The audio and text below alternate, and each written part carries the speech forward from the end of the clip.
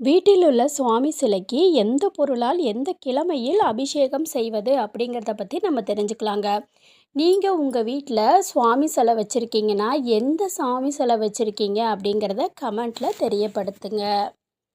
தெய்வீக சக்திகளை வீட்டிலேயே நிறைவேற செய்யவும் அதன் சக்தியை அதிகப்படுத்தவும் அபிஷேகமும் அவசியமான ஒன்றுங்க. வீட்டில் உள்ள யார் வேண்டுமானாலும் அபிஷேகம் செய்யலாம். பெரியவங்கனால் முடியாத பட்சத்தில் குழந்தையையும் அபிஷேகம் செய்ய பழக்கலாம். அபிஷேகங்கள் செய்வது ஏன்? கோவிலாக இருந்தாலும் சரி, வீடாக இருந்தாலும் சரி, சுவாமி விக்கிரகம் இருந்தால் கண்டிப்பாக அபிஷேகம், நைவேத்தியம், பூஜைகள் செய்யப்பட வேணுங்க. சாஸ்திரங்கள் சொல்லும் நியதி கோவில்களில் எதற்காக அபிஷேகம் செய்ய வேண்டும்? அதற்கு ஆகும் பணத்தை இல்லாதவர்களுக்கு தான தர்மம் செய்தால் புண்ணியம் கிடைக்குமே. சிலைகளுக்கு எதற்காக அபிஷேகம் செய்ய வேண்டும் என கேள்வி கேட்பவர்கள் உண்டு.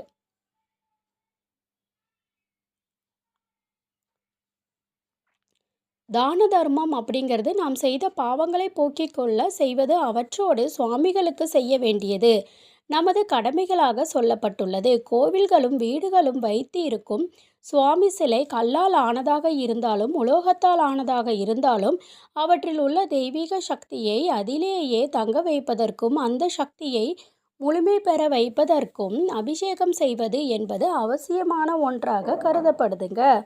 அப்படி வீட்டில் அபிஷேகம் செய்வதற்கு பொருட்கள் வாங்கி கொடுக்காவிட்டாலும், அதாவது அபிஷேகத்துக்கு உங்களால் பொருட்கள் கோவில்களில் வாங்கி கொடுக்காவிட்டாலும், அபிஷேகத்தில் கலந்து கொண்டு நேரில் தரிசிக்காவிட்டாலும், அபிஷேகம் நடக்கும் சமயத்தில் கோவிலுக்குள் இருந்தாலும் கூட பல மடங்கு நன்மை கிடைக்குங்க.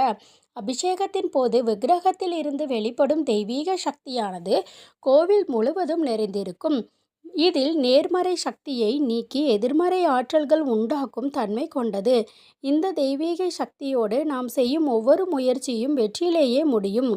இதேபோல வீட்டில் வைத்திருக்கும் தெய்வ சிலைகளுக்கு தினமும் அபிஷேகம் செய்வது மிகவும் விசேஷமானது.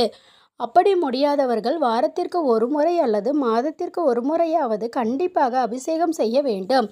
அபிஷேகம் செய்யாவிட்டால் வீட்டில் சுவாமி சிலைகள் வைத்திருப்பது மிகப்பெரிய பாவமாகும். உதாரணமாக விநாயகர் விக்கிரகம் இருந்தால் சதுர்த்தி திதியில் மட்டுமாவது அபிஷேகம் செய்யலாம். முருகன் விக்கிரகமாக இருந்தால் சஷ்டி அன்று மட்டுமாவது அபிஷேகம் செய்ய வேண்டும். அபிஷேகம் செய்யும் முறை: அபிஷேகம் செய்வதற்கு முன் எண்ணெய் காப்பு அல்லது தைலக்காப்பு இட வேண்டும். கருங்கல்லால் ஆன விக்கிரகங்களாக இருந்தால் முதலில் நல்லெண்ணெய் சிறிது இட்டு எண்ணெய் காப்பு இட வேண்டும். ஒரு 10 நிமிடங்கள் கழித்து அபிஷேகத்தை துவங்க வேண்டும். கோவில்களில் முதலில் அபிஷேகமாக பஞ்சகவ்யத்தால் அபிஷேகம் செய்வார்கள். வீட்டில் பஞ்சகவ்யம் செய்வது கஷ்டம். அதனால் சுத்தமான தண்ணீர் கொண்டு அபிஷேகம் செய்ய வேண்டும்.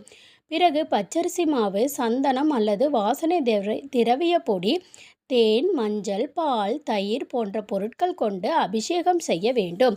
5 அல்லது 16 வகை பொருட்களை கொண்டு அபிஷேகம் செய்ய வேண்டும். எதுவும் முடியாதவர்கள் வெறும் தண்ணீர் மட்டும் வைத்தாவது அபிஷேகம் செய்ய வேண்டும். ஒவ்வொரு அபிஷேகம் முடிந்ததும் சந்தனம், குங்குமம், பூ வைத்து ஏதாவது ஒரு நைவேத்தியம் படைக்க வேண்டும். எளிமையாக உலர் திராட்சை, கற்கண்டு, சர்க்கரை கூட நைவேத்தியமாக படைத்து தீபாராதனை காட்ட வேண்டும். பிறகு சுத்தமான தண்ணீர் ஊற்றி அந்த அபிஷேக பொருளை நீக்கிவிட்டு அந்த அபிஷேகத்தை செய்ய வேண்டும். எந்த தெய்வத்திற்கு எந்த கிழமையில் அபிஷேகம் செய்வது அப்படின்னு கேட்டிங்கன்னா, விநாயகருக்கு சிவனுக்கும் திங்கள் கிழமை, முருகனுக்கு செவ்வாய்க்கிழமை, பெருமாள் சாலக்கிராமம் சனிக்கிழமை, மகாலட்சுமி அம்பாளுக்கு வெள்ளிக்கிழமை, ஷீரடி சாய்பாபாவிற்கு வியாழன்கிழமை. அபிஷேக பொருட்களும் அவற்றின் பலன்களும் பற்றியும் தெரிந்து கொள்வோங்க.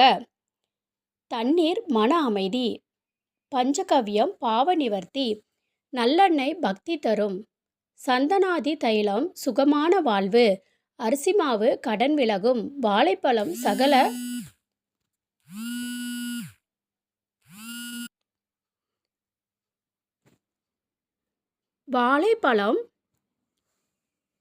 சகல வசியம், விவசாயம் செழிக்கும், பலாப்பழம் உலக வசியம், திராட்சை பயம் விலகும், ஆரோக்கியம் மேம்படும், மாதுளை சர்க்கரை பகை நீங்கும்,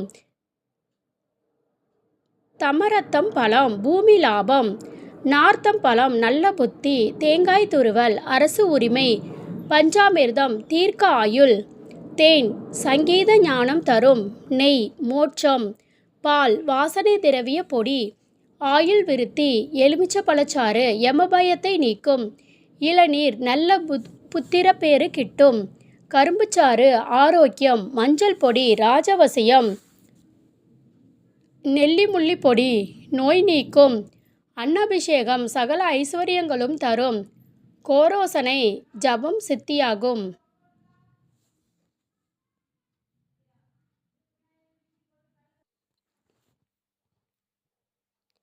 அதே மாதிரி மலர் அர்ச்சனை மகிழ்ச்சியான வாழ்க்கை, புது வஸ்திரம், ராஜபோக வாழ்க்கை, நாவல் பழம் மனோபலம் தரும், பேரிச்சை பழம் எதிரிகளை நீக்கும், பன்னீர் நோய்களை நீக்கும், மாம்பழம் செல்வம் வெற்றி தரும், சாத்துக்குடி சாறு துயரங்களை நீக்கும், தயிர் மகப்பேறு தரும், கும்பநீர் அபிஷேகம் அஸ்வமேத யாகம் செய்த பலனை தரும், சகஸ்தர் தாரை அபிஷேகம் லாபம் தரும், சொர்ணாபிஷேகம் வைராக்கியம் தரும், பழம்புரி சங்கு தீர்த்தம் தீவினை நீக்கும், சந்தனம் செல்வம் தரும், பச்சை கற்பூரம் நல்வாழ்வு தரும், விபூதி ஞானம் தரும், கஸ்தூரி மஞ்சள் வெற்றி தரும், கோரோசனை ஜபம் சித்தியாகும், அன்னபிஷேகம் சகல ஐஸ்வர்யமும் தரும், நெல்லிமுள்ளி பொடி நோய் நீக்கும்.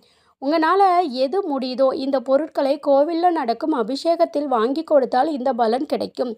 நமக்கு என்ன பிரச்சனையோ உள்ளதோ அதற்கு உகந்த பொருட்களை அபிஷேகத்தில் முக்கியத்துவம் அளித்து செய்ய வேண்டும். அது நம்ம வீட்டில் அபிஷேகம் பண்ணுறவங்க தாராளமாக இதை ஃபாலோ பண்ணலாங்க.